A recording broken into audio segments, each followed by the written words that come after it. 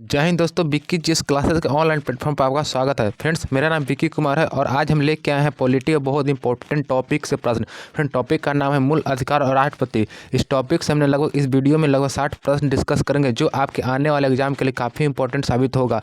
तो अगर आप किसी भी की तैयारी कर रहे हैं तो ये वीडियो आपके लिए काफ़ी हेल्पफुल होगा, क्योंकि इस वीडियो में हमने सारे इंपॉर्टेंट एवं सिलेक्टेड क्वेश्चन लिए हैं। तो वीडियो को शुरू करने से पहले आपको बता दूं कि अगर आप हमारे चैनल पर नए हैं तो चैनल को जरूर सब्सक्राइब कर लीजिए और बेल आइकन को ऑन कर लीजिए, ताकि आपके आने वाले हर नेक्स्ट वीडियो का इंपॉर्टेंट नोटिस आपको जरूर मिल सके। तो चलिए वीडियो को स्टार्ट करते हैं। फ्रेंड्स, पहला क्वेश्चन है, डॉक्टर भीमराव अम्बेडकर ने मौलिक अधिकारों में से किसे संविधान का हृदय एवं आत्मा कहा है? फ्रेंड, राइट आंसर हो जाएगा आपका संवैधानिक उपचारों को, जो दिया गया आपको आर्टिकल 32 में दिया गया है।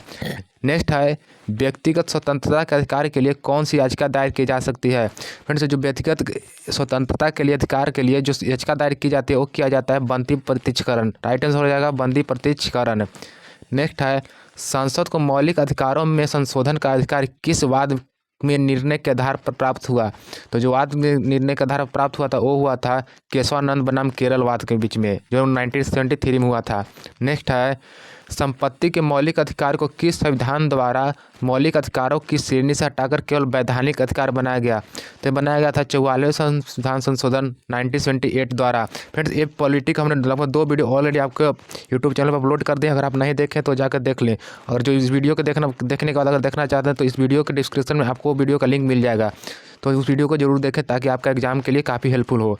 नेक्स्ट प्रश्न है, वर्तमान समय में भारतीय संविधान के अंतर्गत संपत्ति का अधिकार किस प्रकार के अधिकार है? फ्रेंड, जो वर्तमान समय में हमारा जो संपत्ति का अधिकार है वो एक वैधानिक अधिकार है, मूल अधिकार नहीं है।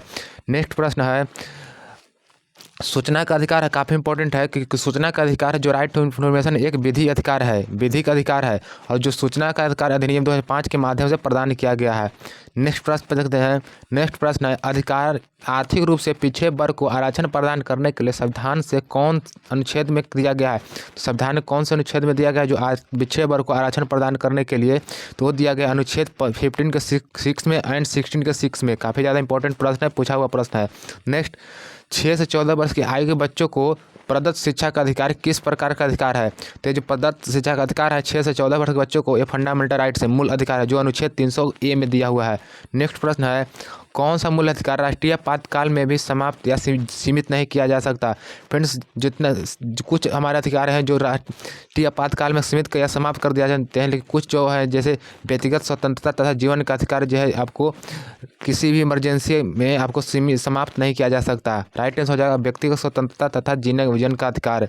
नेक्स्ट प्रश्न है, बंधुआ मजदूर जिन्हें उन्मूलन कहा जाता है अधिनियम बॉन्डेड लेबर एक्ट संसद द्वारा किस वर्ष पारित किया गया था? तो बंधुआ मजदूर अधिनियम जो संसद द्वारा पारित किया गया था वो किया गया था वर्ष 1976 में। राइट आंसर हो जाएगा वर्ष 1976। नेक्स्ट प्रश्न है, राज्य के नीति निर्देशक सिद्धांतों को भारतीय संविधान में शामिल किए जाने का उद्देश्य क्या है? तो जो DPSP शामिल किया गया भारत संविधान में वो किया गया सामाजिक और आर्थिक लोकतंत्र को स्थापित करने के लिए। नेक्स्ट प्रश्न है, कल्याणकारी राज्य की संकल्पना का समावेश संविधान किस भाग में किया गया है? राइट आंसर हो जाएगा राज्य की नीति निर्देशक सिद्धांतों में किया गया है। नेक्स्ट प्रश्न है, भारतीय संविधान में किसके अंतर्गत पंचायती राज प्रणाली की व्यवस्था की गई है? तो व्यवस्था की गई वो की गई राज्य के नीति निर्देशक सिद्धांतों के अंतर्गत। नेक्स्ट है, समान आचार संहिता, काफ़ी ज़्यादा इंपॉर्टेंट है। समान आचार संहिता राज्य के नीति निर्देशक तत्वों का भाग नहीं है, किंतु समान नागरिक संहिता जो है नीति निर्देशक तत्वों का भाग है। एक काफ़ी ज़्यादा इंपॉर्टेंट पॉइंट है, इसको आप नोट कर लीजिएगा। नेक्स्ट प्रश्न है, नीति निर्देशक सिद्धांत क्या नहीं है? फ्रेंड, जो नीति निर्देशक सिद्धांत है वो वाद योग्य नहीं है, मतलब कि आप किसी भी कोर्ट में इसको चुनौती नहीं दे सकते हैं। नेक्स्ट, संविधान के किस अनुच्छेद में उद्योगों के प्रबंधन में कर्मकारों की भागीदारी का प्रावधान किया गया है? तो यह भागीदारी का प्रावधान किया गया लेबर के लिए वो अनुच्छेद 43 के क में किया गया है। राइट आंसर अनुच्छेद 43 का हो जाएगा। नेक्स्ट प्रश्न है, भारत के संविधान में समान कार्य के लिए समान वेतन का अधिकार का प्रावधान कहाँ किया गया है? यह किया गया राज्य के नीति निर्देशक सिद्धांतों में। नेक्स्ट, राज्य के नीति निर्देशक सिद्धांतों में कौन सा अनुच्छेद राष्ट्रपति और अंतर्राष्ट्रीय शांति और सुरक्षा के संवर्धन में संबंधित है? तो यह अनुच्छेद 50 कॉमन है। राइट आंसर 50 कॉमन हो जाएगा अनुच्छेद। नेक्स्ट, राज्य के नीति निर्देशक सिद्धांत पर एक ऐसा चेक है जो बैंक के सुविधा के अनुसार अदा किया जाता है, यह कथन किसका है? तो जो राज्य के नीति निर्देशक सिद्धांत है, जो यह बैंक एक ऐसा चेक है जो सुविधा अनुसार अदा किया जाता है, यह कथन किसका है? तो जो बात बोले थे के.टी. शाह के द्वारा। Right answer K.T.. Shah. Next, किस देश के संवैधानिक प्रावधानों से प्रभावित होकर भारतीय संविधान में कुल कर्तव्यों को सम्मिलित किया गया है? तो जो मूल कर्तव्यों को सम्मिलित किया गया वो किया गया पूर्व सोवियत संघ, जिसका अब नाम है रूस से, रशिया से प्रभावित होकर किया गया है। राइट आंसर हो जाएगा पूर्व सोवियत संघ यूएसएसआर के द्वारा।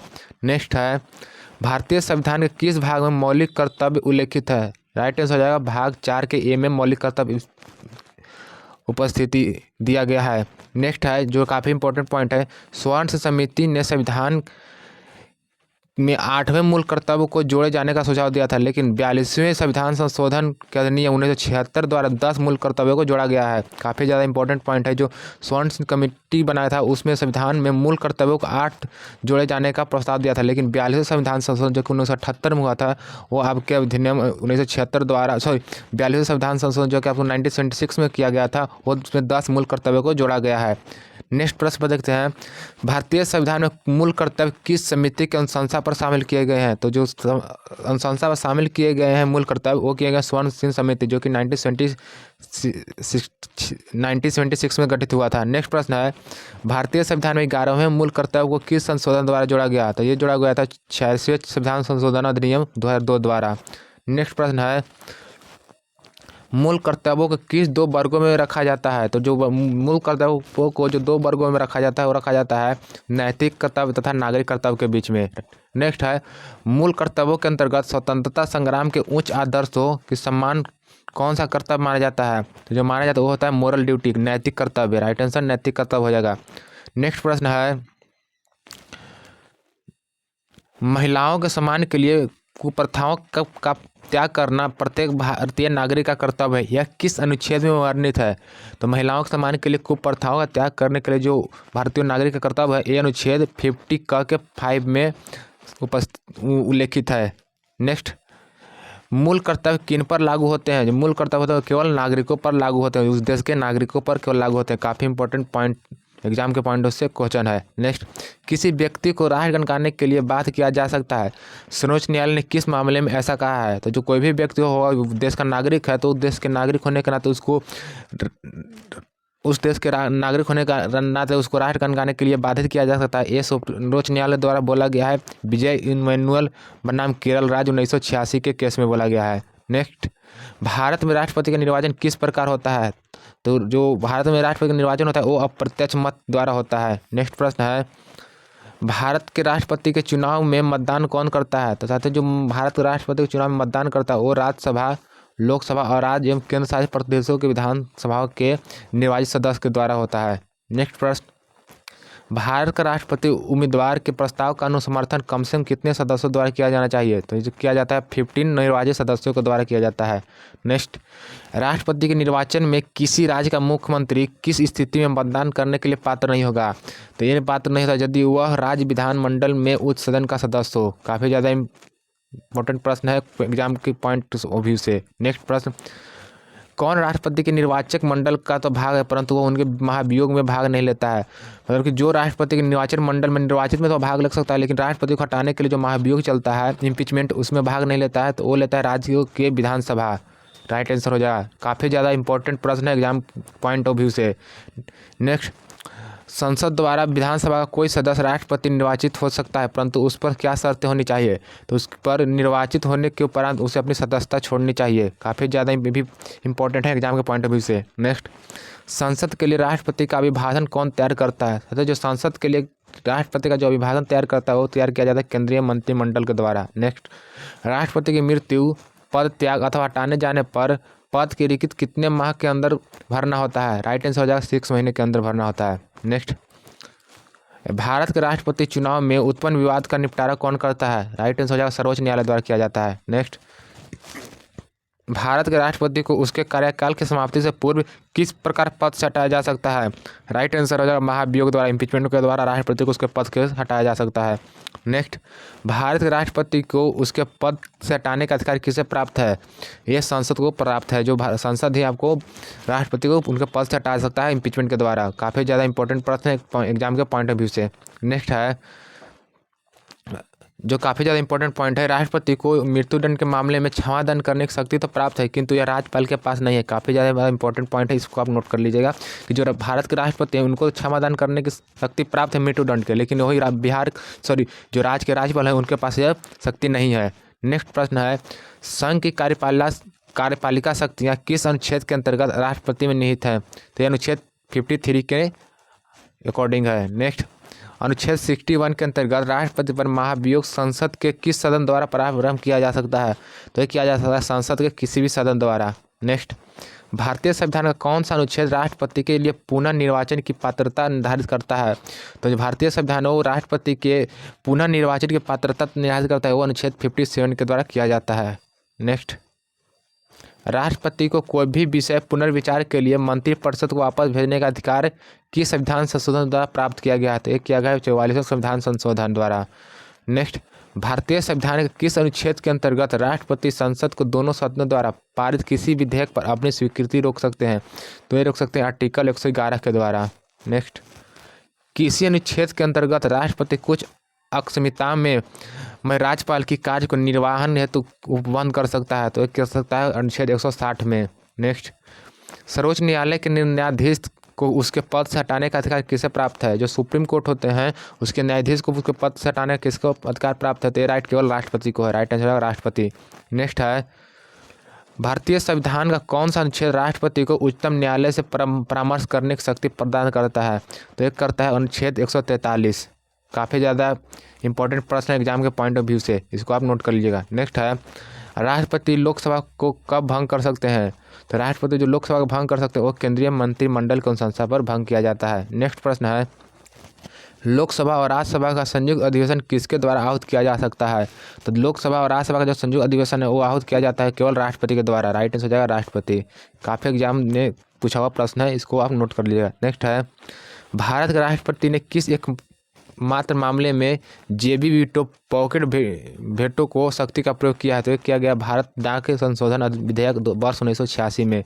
काफ़ी ज़्यादा इंपॉर्टेंट पॉइंट है, भारत का राष्ट्रपति संसद दोनों सदनों की चर्चा में भाग नहीं ले सकता। फ्रेंड्स, जो भारत का राष्ट्रपति होता है जो संसद के दोनों सदनों जैसे लोकसभा राज्यसभा के दोनों सदनों में चर्चा होते हैं उसमें भाग नहीं लेता है। काफ़ी ज़्यादा इंपॉर्टेंट पॉइंट है।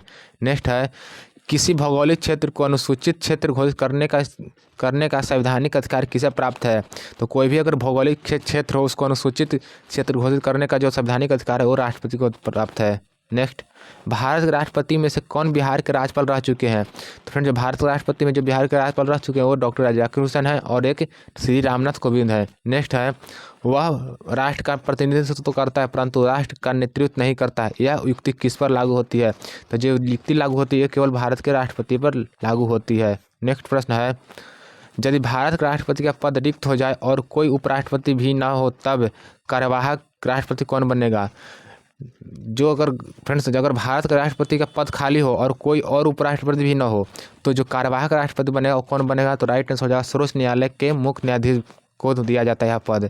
नेक्स्ट है, एक विधेयक जो उप संसद से में प्रस्तुत किया जाता है वह किस प्रक्रिया के बाद अधिनियम बन जाता है? फ्रेंड्स, कोई बिल अगर संसद में प्रस्तुत किया जाता है तो उस बिल को पास करने के बाद जो नियम बन जाते हैं यानी कि लॉ बनाया जाता है वो बनाया जाता है किसके अधिनियम द्वारा? तो राष्ट्रपति के हस्ताक्षर के बाद नियम बन जाते हैं। नेक्स्ट प्रश्न है, निर्विरोध के रूप में चुने गए भारत के प्रथम राष्ट्रपति कौन थे? तो निर्विरोध के रूप में जो चुने गए भारत प्रथम राष्ट्रपति थे वो नील संजीव रेड्डी थे। काफ़ी ज़्यादा प्रश्न पूछा हुआ है और काफ़ी ज़्यादा इंपॉर्टेंट भी है हर एक एग्जाम के पॉइंट ऑफ व्यू से, इसको आप नोट कर लीजिएगा। नेक्स्ट प्रश्न है, भारत के राष्ट्रपति में से किनका संबंध ट्रेड यूनियन आंदोलन से रहा है? जो ट्रेड यूनियन आंदोलन से रहा है वो रहा है वाराहगिरी वेंकटगिरी के से। काफ़ी ज़्यादा इंपॉर्टेंट है। नेक्स्ट, राष्ट्रपति का कार्यकाल कितना होता है? फ्रेंड, जो राष्ट्रपति का कार्यकाल होता है पद ग्रहण करने से 5 वर्ष तक होता है। नेक्स्ट प्रश्न है, भारत के किस राष्ट्रपति को मिसाइल मैन की संज्ञा दी जाती है? फ्रेंड्स, भारत के राष्ट्रपति को जो मिसाइल मैन की संज्ञा दी जाती है वो डॉक्टर APJ अब्दुल कलाम को दी जाती है। नेक्स्ट है, भारत का मुख्य न्यायाधीशों में से किसने राष्ट्रपति के रूप में कार्य किया था? तो ये किया था जस्टिस नौब हिदायतुल्लाह के द्वारा किया गया था। फ्रेंड्स, APJ अब्दुल कलाम थे, इनके द्वारा लिखा है किताब काफ़ी ज़्यादा इंपॉर्टेंट है, wings of fire. Wings of fire काफ़ी ज़्यादा इंपॉर्टेंट बुक है जो आप हर एक एग्जाम में पूछा जाता है। विंग्स ऑफ फायर जो लिखा गया है डॉक्टर APJ अब्दुल कलाम के द्वारा, इसको आप नोट कर लीजिएगा, विंग्स ऑफ फायर।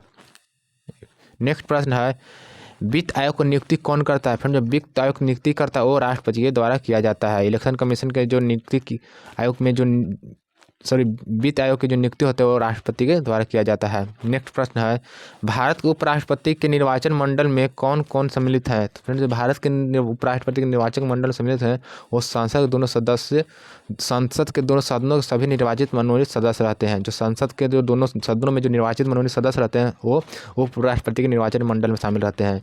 नेक्स्ट प्रश्न है, भारत के उपराष्ट्रपति को पद से हटाने के संबंधित प्रस्ताव संसद किस सदन में लाया जा सकता है? फ्रेंड्स, काफ़ी ज़्यादा इंपॉर्टेंट प्रश्न है। और लास्ट प्रश्न है, भारत के उपराष्ट्रपति को पद से हटाने के संबंधित प्रस्ताव जो संसद में लाया जाता है वो किस सदन में लाया जाता है? तो भारत के उपराष्ट्रपति को पद से हटाने के लिए जो संसद में बिल लाया जाता है केवल राज्यसभा में लाया जाता है। केवल राज्यसभा में ही बिल लाने के बाद अगर बिल पास होता है तो उपराष्ट्रपति को उसको पद से हटाया जा सकता है। काफ़ी ज़्यादा इंपॉर्टेंट है प्रश्न हर एक एग्जाम के पॉइंट ऑफ व्यू से। फ्रेंड्स, इस वीडियो में हम लगभग 61 प्रश्न लिए थे जो आपको करवा दें। अगर वीडियो हमारा अच्छा लगा हो तो वीडियो को लाइक कीजिएगा। अगर हमारे चैनल पर नए हो चैनल को जरूर से सब्सक्राइब कर लीजिए। और इस तरह के वीडियो को देखने के लिए आप हमें कमेंट बॉक्स में बता सकते हैं कि नेक्स्ट वीडियो किस टॉपिक पर लाएँ। अगर हमारा वीडियो अच्छा लगा हो तो वीडियो को जरूर से लाइक कीजिए और चैनल को जरूर से सब्सक्राइब कर लीजिए। तब तक मिलते हैं नेक्स्ट वीडियो में। धन्यवाद। वीडियो देखने के लिए आपको काफ़ी ज़्यादा धन्यवाद।